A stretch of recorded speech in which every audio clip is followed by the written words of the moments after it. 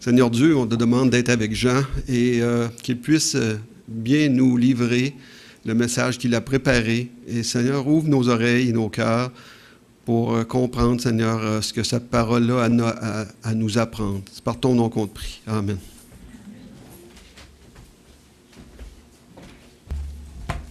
Bonjour à tous.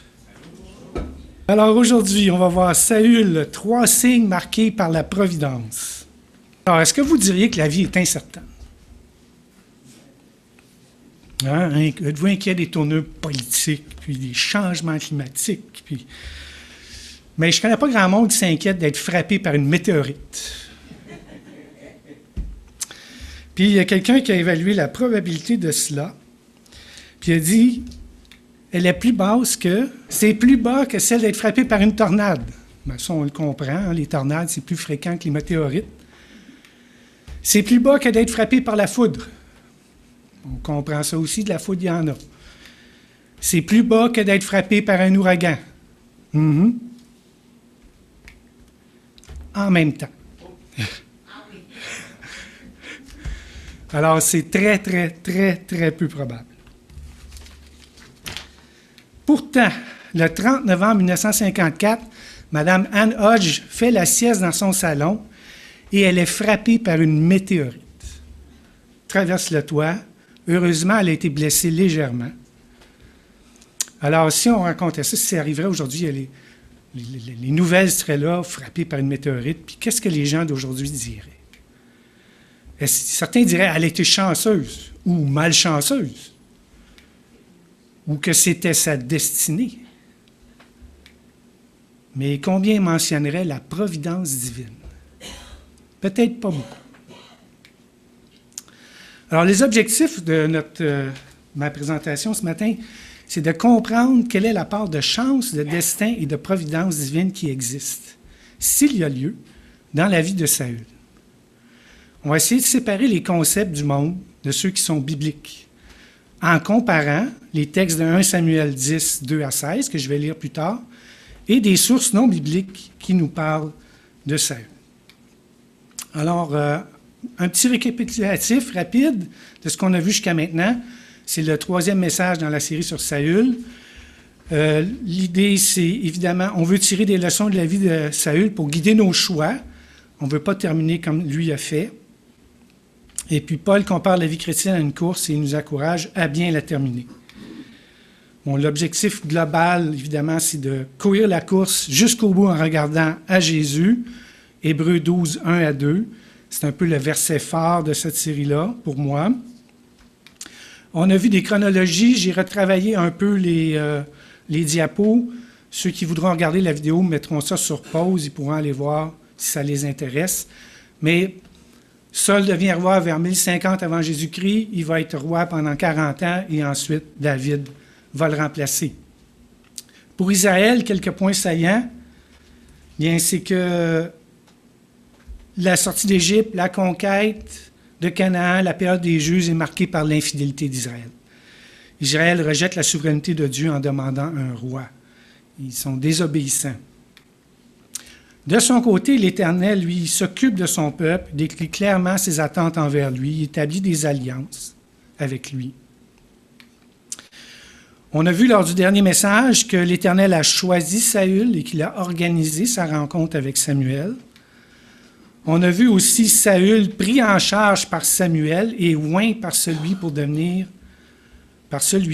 pour devenir le chef de son peuple. Alors, il devient immédiatement, c'est un changement de statut immédiat, mais il doit d'abord apprendre à devenir un chef. Quelques interrogations qu'on avait déjà vues. Pourquoi choisir un roi à cette date? Est-ce que c'était possible d'attendre David? Pourquoi l'Éternel a-t-il choisi Saül, sachant qu'il allait mal terminer? Est-ce que Saül était destiné à mal finir? Puis est-ce qu'on peut, évidemment, en tirer des applications pour nos vies? Saül vu par d'autres. Alors, avant d'aller dans la Bible, on va aller voir ce que d'autres disent de lui. Alors, j'ai rassemblé des informations sur la vie de Saül. On va voir un aperçu. Dans la littérature non chrétienne ou non biblique, il y a le Liber Antiquatum Biblicarum, écrit par un dénommé Pseudo-Philo. au 1er siècle, les Antiquités de Joseph au 1er siècle, Midrash, qui est un livre d'interprétation de la Bible écrit par des rabbins entre le 2e et le 10e siècle. Il y a aussi la littérature moderne. J'ai lu God's First King, The Story of Saul, écrit par un dénommé Shaul Bar, des articles de périodiques qui parlent de Saül, Josephus Portrait of Saul, écrit par un dénommé Feldman. Alors, les 3 premiers, je ne peux pas prétendre que je les ai lus, mais dans l'article de M. Feldman, il explique clairement là, qu'est-ce qui ressort de ces écrits-là. Alors, on a 4 représentations non bibliques pour nous dire qui est Saül. La première, c'est que c'est un moins que rien, choisi par Samuel pour punir Israël. Il l'a vu passer. Tiens, lui, je vais leur donner ça comme roi. Ça, c'est Pseudo-Philo. On dit Pseudo-Philo parce que ses écrits ressemblent à ceux d'un auteur qui s'appelle Philo, mais on n'est pas sûr que c'est lui qui l'a écrit, fait qu'ils l'ont appelé Pseudo-Philo. Pour Joseph, c'est un héros tragique grec, glorieux, bien né, sage, brave, maître de lui, juste. Pour M. Barr, Saül, c'est une victime des manigances de David pour lui voler la royauté. Saül, c'est la victime, David, c'est le méchant. Et pour les rabbins dans le Midrash, on voit que c'est un guerrier quasi surhumain. Ça raconte que Goliath aurait capturé les tables de la loi à Shiloh et que Saül aurait marché 100 km jusqu'au camp des Philistins pour récupérer les tables, les rapporter, aidé d'un ange en une seule journée. Difficile parce que quand c'est arrivé, ça, Saül était probablement pas né ou encore très jeune. Alors, on a des portraits différents de ce qu'on a dans la Bible. Alors, chance, destin et providence. Pour Pseudo-Philo, Saül a rencontré Samuel par hasard. C'est la chance. Il l'a vu passer. La chance. Pour Joseph, Saül est destiné à mourir en héros. C'est le destin. C'était son destin. Il allait mourir en héros. Pour la Bible, c'est l'Éternel pourvoit à Saül ce qui est nécessaire dans le but de réaliser son plan. C'est ce qu'on appelle la providence. Alors, clarification, ce serait intéressant de bien connaître la différence entre chance, destin et providence. Peut-être que c'est difficile pour vous de voir les différences. C'est peut-être des concepts vagues. Est-ce qu'il y a des outils pour nous aider? Bien sûr, éditer et méditer la parole de Dieu devrait toujours être notre outil principal. Et on va y arriver plus tard dans le message, on va voir ce que la parole de Dieu nous dit. Mais on a aussi des outils qu'on peut utiliser, puis moi, dans mon travail, on utilise souvent ce qu'on appelle des modèles. Alors, un modèle, c'est une représentation simplifiée de la réalité pour nous aider à mieux comprendre certains éléments.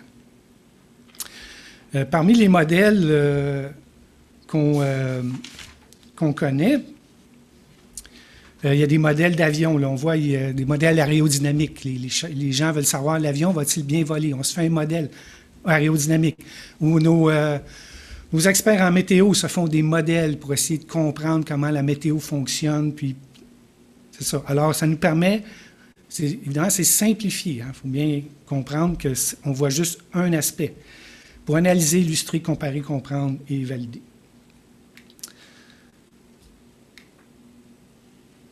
Alors, c'est ça. Alors, je me suis fait 3 graphes pour essayer d'expliquer les 3 concepts. La chance, le destin et la providence. On va commencer avec la chance, par une petite définition. Alors, c'est une puissance qui préside au succès ou à l'insuccès dans une circonstance. Des synonymes, les aléas, le hasard, la fortune, le sort. Une théorie basée sur la chance, c'est le darwinisme. L'évolution. C'est basé sur la chance. Hein? Ça donne que lui était un petit peu mieux, ou il y a eu un rayon cosmique qui l'a frappé, il y a eu une mutation, quelque chose est arrivé. C'est par hasard. Alors, si on fait un modèle de la chance, là, on fait un essai de faire un dessin, un modèle, on a le temps, puis on a les possibilités. Alors, vous avez des possibilités pratiquement infinies. Vous avez la possibilité de vous faire frapper par une météorite. C'est possible, avec la chance. Peut-être pas probable, mais possible. Et puis, vous allez à quelque part, vous allez en ville, vous rencontrez un ami, un voisin, un collègue. La chance dit que ça donne que j'ai rencontré lui. Ou vous avez échappé de peu à un accident. J'ai été chanceux. Ou j'ai eu un accident, mais je n'ai pas été chanceux. Gagner au jeu de hasard. La chance. Alors, le destin, lui. Le destin, bien, c'est pas pareil. C'est une puissance qui, selon certaines croyances, fixerait de façon irrévocable le cours des événements. Destinée, fatalité, fatum. Avec le destin, votre histoire est déjà écrite. Pas de changement possible. On voit ça dans certaines philosophies, comme le confucianisme. Certaines religions orientales ont ça. C'est ton destin. Si on fait un petit dessin, un petit modèle, bien, vous avez une ligne droite. Il n'y a pas de divergence possible. C'est ça. C'est votre destin. C'est comme un mécanisme qu'on remonte, là, puis après ça, ça va tout seul. Ça va démarrer, on ne peut plus l'arrêter. Ou une flèche qu'on lance. Il n'y a pas de... C'est votre destin. Vous n'êtes pas responsable de rien. C'est votre destin.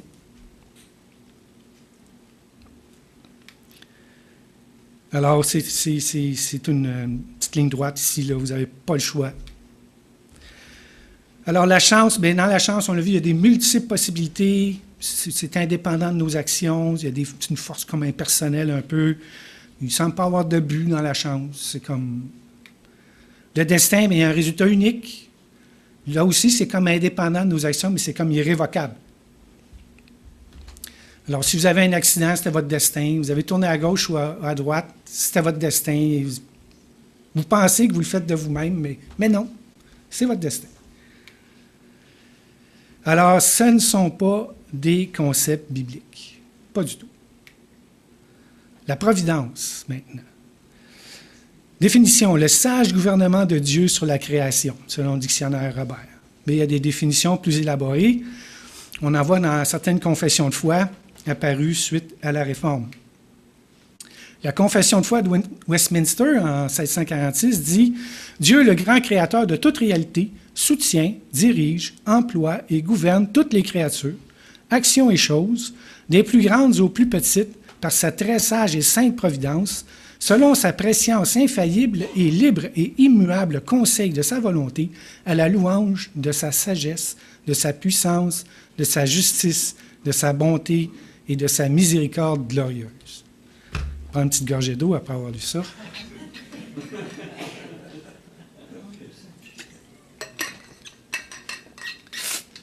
Beaucoup de choses là-dedans.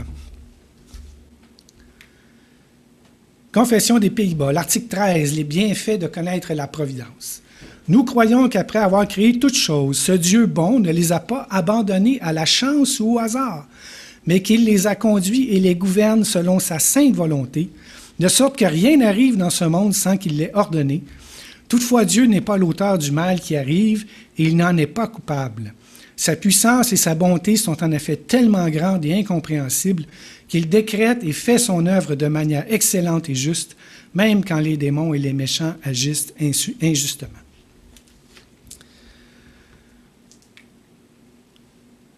Dans l'Ancien Testament, on lit, dans Ésaïe 46, 9 à 10, « Souvenez-vous de ce qui s'est passé dès les temps anciens, car je suis Dieu, il n'y en a point d'autre. Je suis Dieu et nul n'est semblable à moi. J'annonce dès le commencement ce qui doit arriver, et longtemps d'avance ce qui n'est pas encore accompli. Je dis, mes arrêts subsisteront, j'exécuterai toute ma volonté. » Pas beaucoup de chance là-dedans. Et dans le Nouveau Testament, la souveraineté de Christ en action constante, tout a été créé par lui et pour lui. Il est avant toute chose et toute chose subsiste en lui.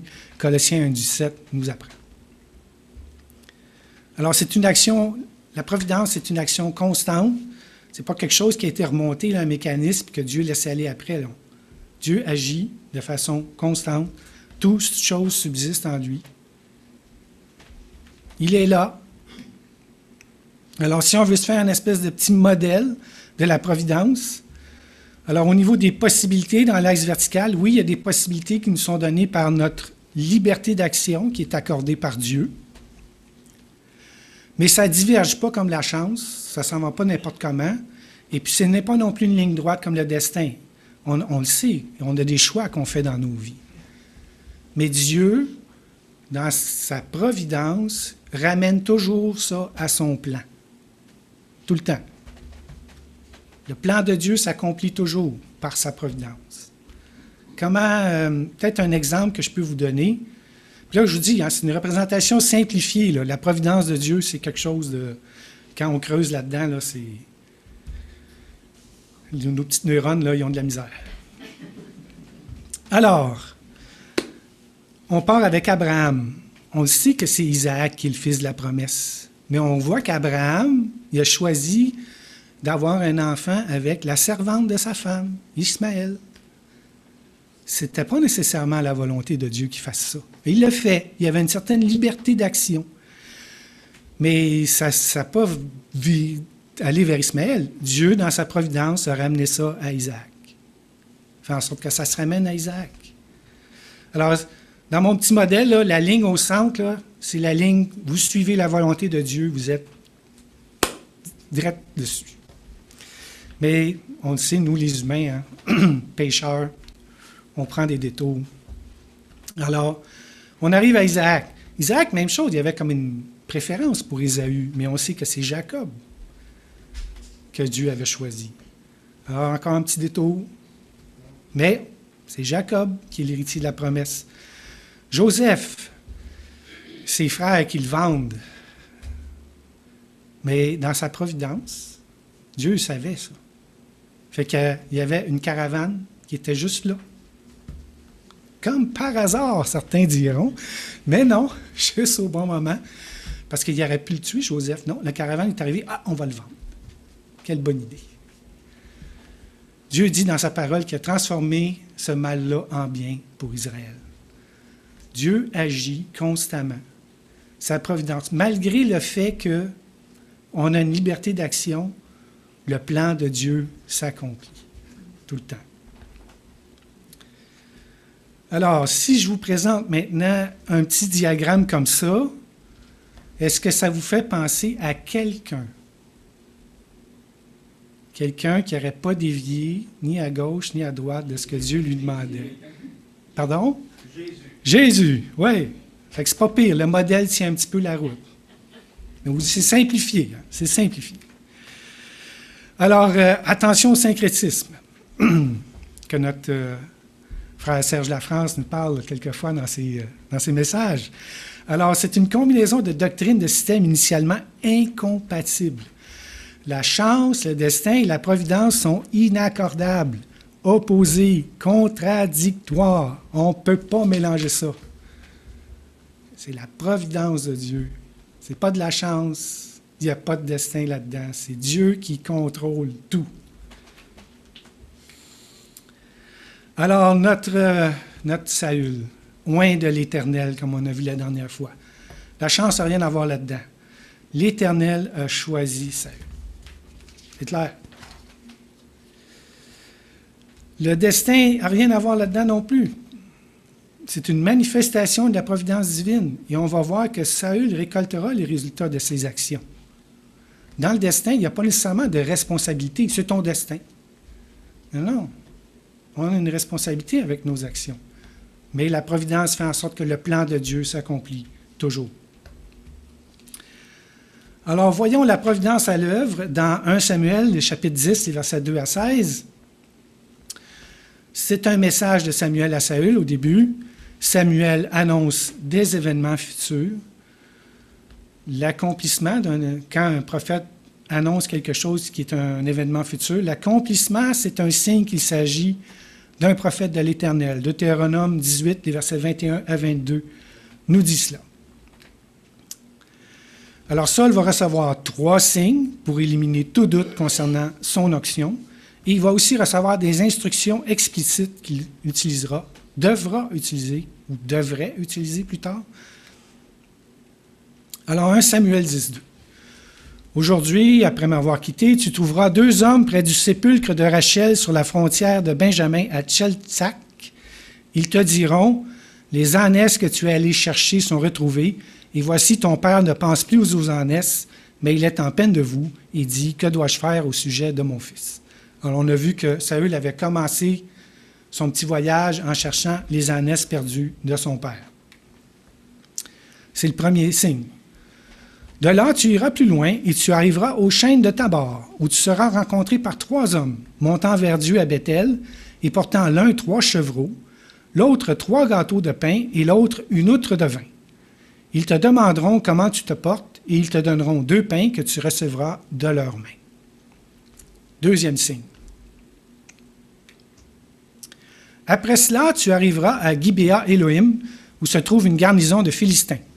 En entrant dans la ville, tu rencontreras une troupe de prophètes descendant du haut lieu, précédés du luth, du tambourin, de la flûte et de la harpe, et prophétisant eux-mêmes.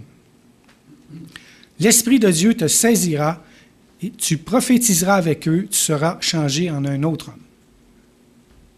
Troisième signe. Le nombre 3 revient souvent dans l'histoire de Saül. Lorsque ces signes auront eu pour toi leur accomplissement, fais ce que tu trouveras à faire, car Dieu est avec toi. Ça, Dieu est avec toi, ça a déjà été dit dans les Juges à d'autres personnes. Puis tu descendras avant moi en Gilgal, et voici, je descendrai vers toi pour offrir des holocaustes et des sacrifices d'action de grâce. Tu attendras 7 jours, jusqu'à ce que j'arrive auprès de toi et que je te dise ce que tu dois faire. Ça, c'est une instruction pour le futur.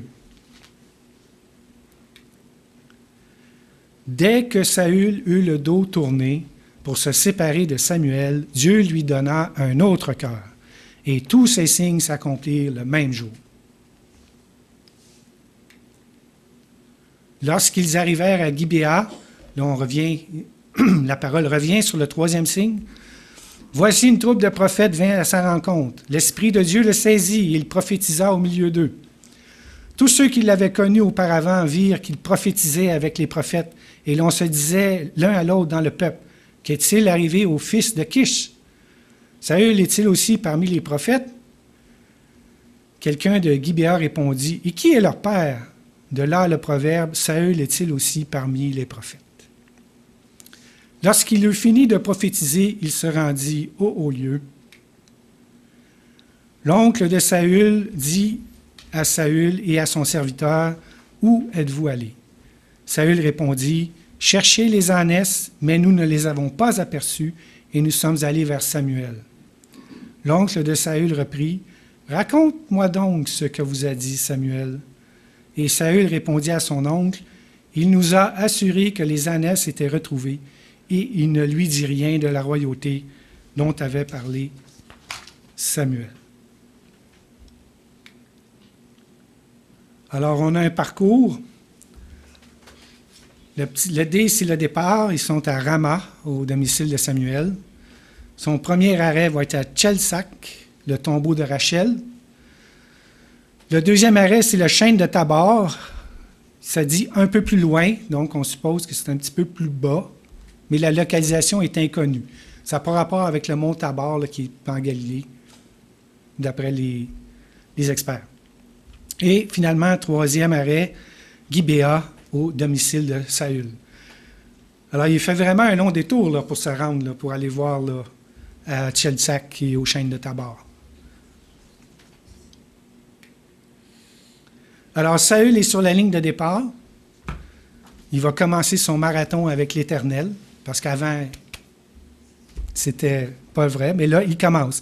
Alors, vous avez une photo ici, les Jeux olympiques de Paris en 1900, c'est le départ du marathon. On voit que c'est un petit peu plus relax qu'aujourd'hui. J'imagine que notre Saül aussi est un peu relax, là, il ne sait pas trop à quoi s'attendre. Mais c'est le départ. Et c'est le départ, et voilà.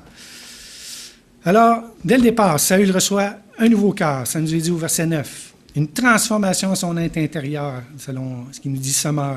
C'est au plus profond de soi-même. Il est transformé. Son cœur est transformé. Puis dans l'Ancien Testament, le cœur, c'est le siège de la pensée, de la volonté, de l'intelligence. Alors là, il est rendu, c'est plus le gars décontracté sur la ligne de départ qu'on a vu tout à l'heure. Là. Non, là, c'est un coureur. Là. Il est transformé. Mais ce n'est pas la nouvelle naissance. La nouvelle naissance, c'est pour l'Église. On le sait, vous l'avez certainement déjà lu, que dans son cas, la présence de l'Esprit n'est pas permanente. Il va perdre l'Esprit. Alors, il ne faut pas comparer ça à une nouvelle naissance. Il est transformé, oui. Puissance de Dieu à l'œuvre, oui. Mais ce n'est pas la nouvelle naissance. Ça, c'est pour l'Église. Premier arrêt, Tchaltsak, il rencontre les deux hommes, qui leur dit, les ânesses sont retrouvées, ton père s'inquiète. Il reçoit sa première confirmation de la royauté accordée par Dieu, parce que c'est Dieu qui peut faire ce genre de signe-là. On voit aussi que, selon les commentaires de Versby, je ne sais pas si je prononce son nom comme il faut, on peut voir là, c'est que l'Éternel peut s'occuper de tes problèmes.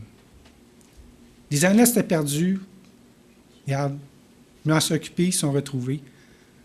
Tu travailles pour moi maintenant, je peux m'occuper de tes problèmes.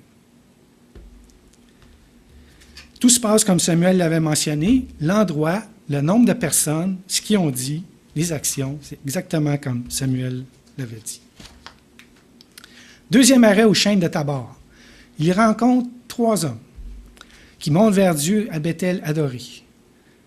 Ils ont 3 chevreaux, 3 pains, une outre de vin.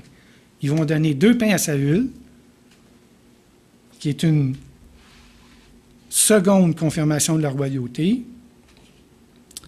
Ici, le commentaire, ou en fait l'histoire de l'Ancien Testament écrit par un monsieur Edersheim, qui est un juif messianique du 19e siècle, mentionne que, selon lui, les 3 hommes qui montent à Bethel, ils vont pour offrir un sacrifice.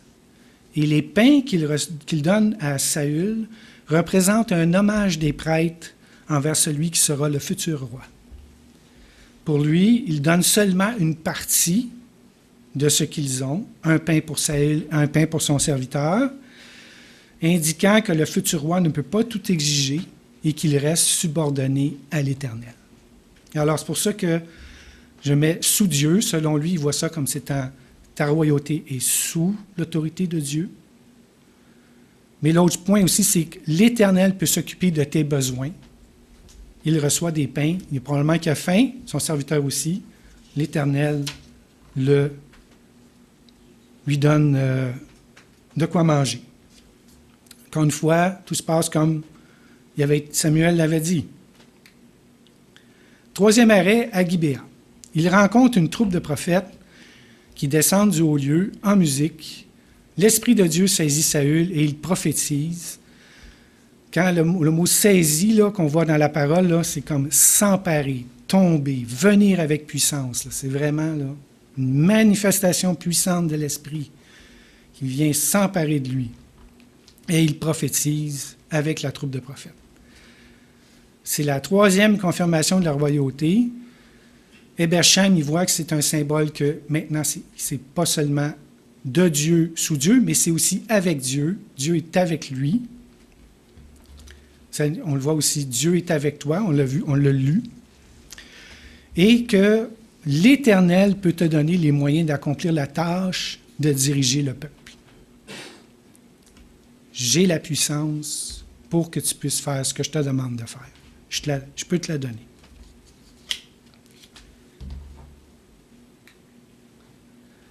Les réactions.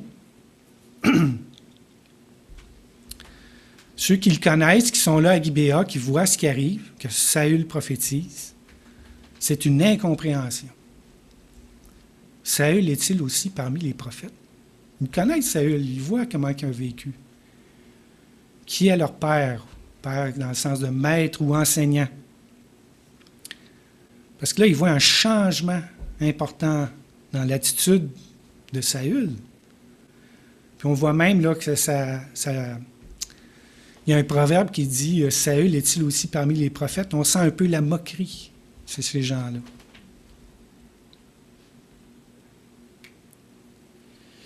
Dans tous ces spectateurs-là, la parole ne nous raconte pas qu'il n'y a aucun qui a glorifié l'Éternel en voyant ça.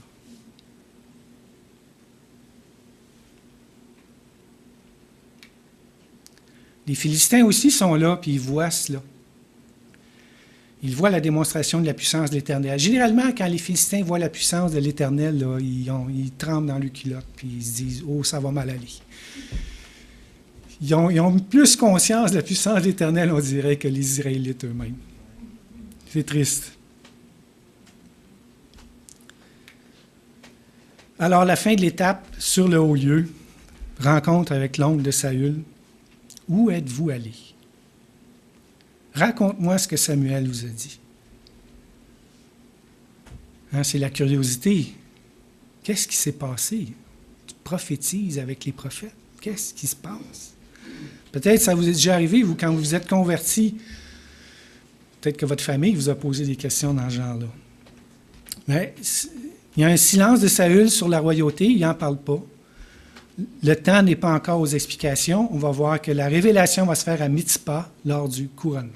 Ce n'est pas le temps d'en parler.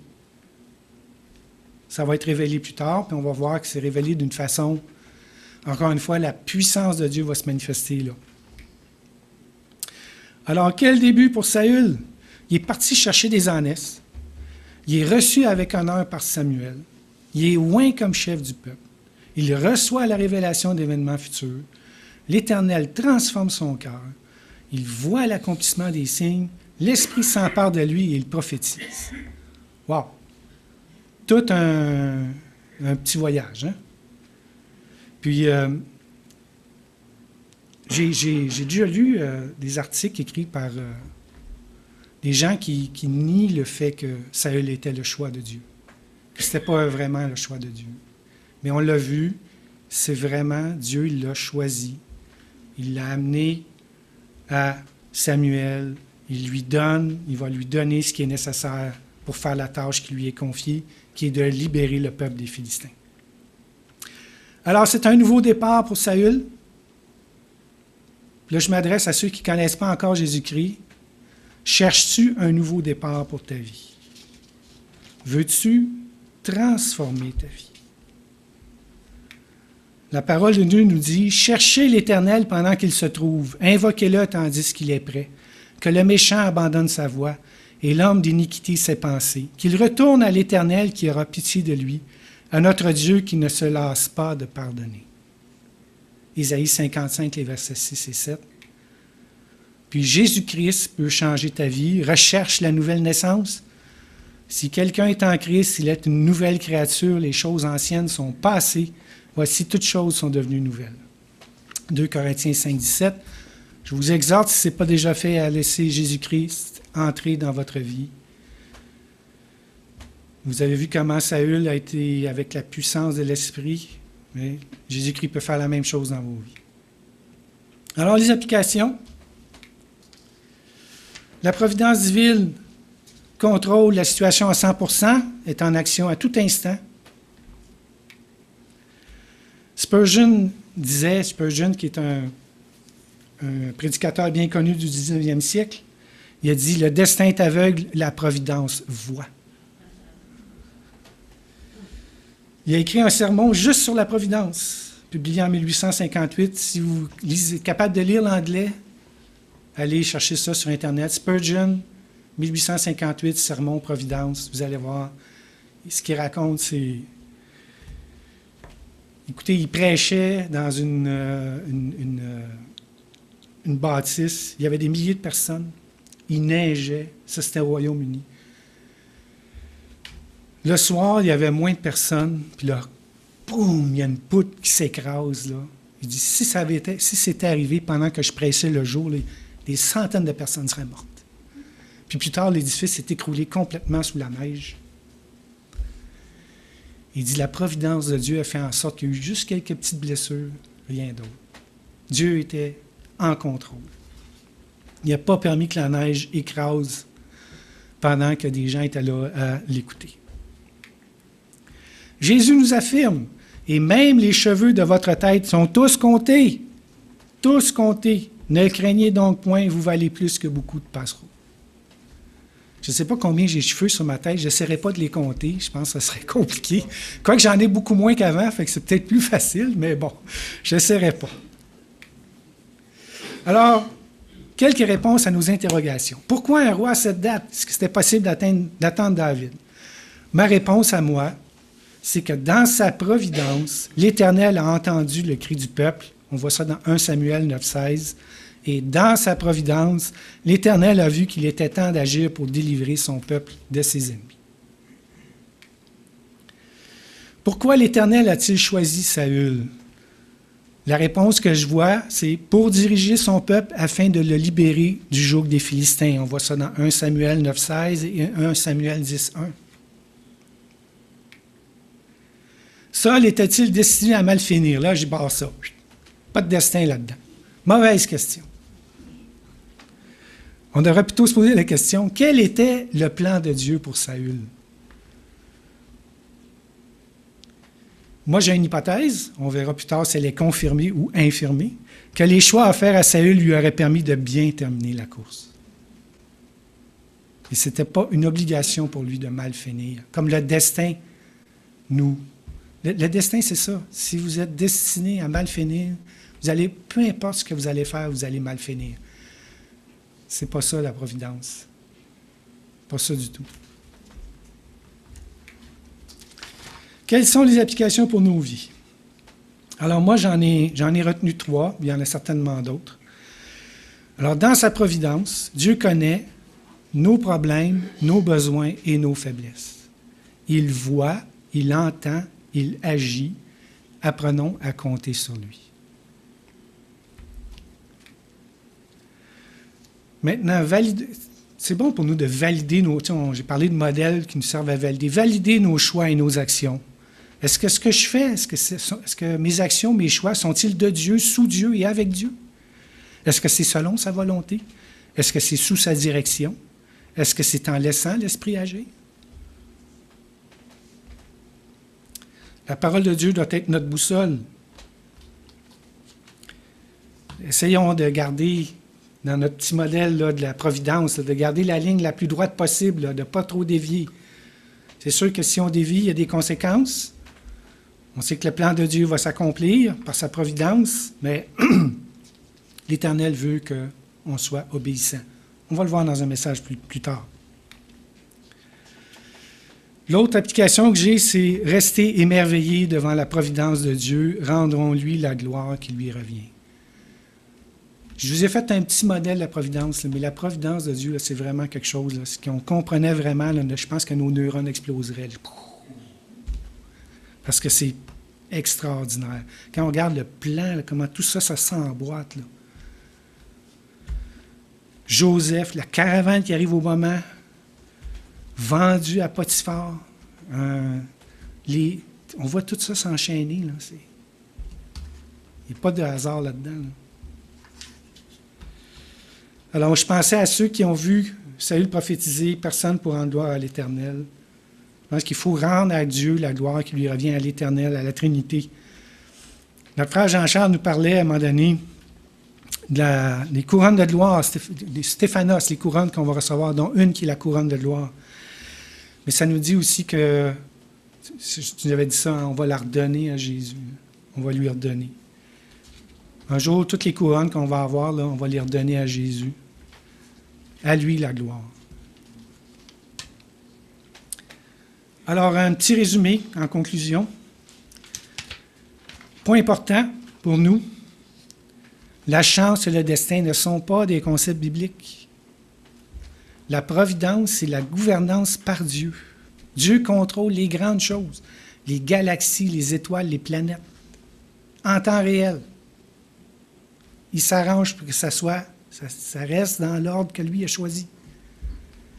Il contrôle les petites choses, les cheveux, les atomes, les particules subatomiques. Rien ne se fait sans sa permission. Moi, je suis convaincu, là, j'ai mon bras ici, là, je le bouge par mon libre arbitre. Mais si l'Éternel ne permettrait pas aux atomes qui constituent mon bras de bouger, je ne serais pas capable de le bouger. Il resterait coincé. Mais Dieu le permet, dans sa providence. L'incertitude n'existe pas pour l'Éternel. Il connaît le passé, le présent, le futur. Non seulement ça, l'Éternel, nous, on est placés devant des possibilités. L'Éternel connaît toutes ces possibilités-là et il connaît le résultat de chacun des chemins qu'on aurait pu prendre d'avance. On va le voir plus loin dans un autre message. Alors, par sa providence, l'Éternel pourvoit à nos besoins.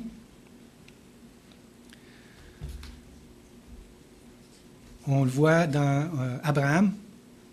Il amène Isaac, il obéit, Dieu lui a demandé de l'offrir en sacrifice. L'Éternel a pourvu d'un animal, d'un bouc, pour le sacrifice. L'Éternel pourvoit. Par sa providence. Il avait tout organisé ça. Avez-vous foi en sa providence? Ça, c'est une question qu'on peut se poser. Ça. Est-ce qu'on a foi dans la providence de l'Éternel? Par la foi, nous comprenons que les mondes ont été formés par la parole de Dieu, de sorte que ce qui se voit n'a pas été fait de choses qui paraissent. Il faut le saisir par la foi. La suite. Alors, Saül vient de commencer la course. Il expérimente la marche avec Dieu. Prochain message, ce sera sur le couronnement. Que la grâce du Seigneur Jésus-Christ soit avec vous. Ceux qui sont intéressés, ici, j'ai mis les références de toutes les images et de tous les textes que j'ai consultés. Aussi la littérature chrétienne. Alors, si ça vous intéresse, je peux vous fournir ça. Mais c'est tout pour aujourd'hui.